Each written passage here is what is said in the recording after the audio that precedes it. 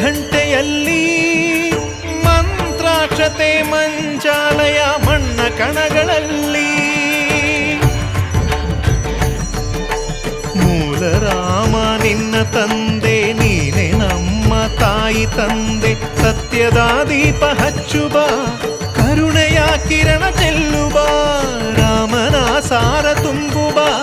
ಹನುಮನ ಶಕ್ತಿ ನೀಡುವ ಬೃಂದಾವನದಿ ನೆಲೆಸಿದ ಪೂಜನೆ ನಿನಗೆ ಶರಣು ಶರಣು ಶರಣು ಗುರು ರಾಘವೇಂದ್ರ ಶರಣು ಶರಣು ಶರಣು ಶರಣು ಗುರು ಸಾರ್ವಭೌಮ ಶರಣು.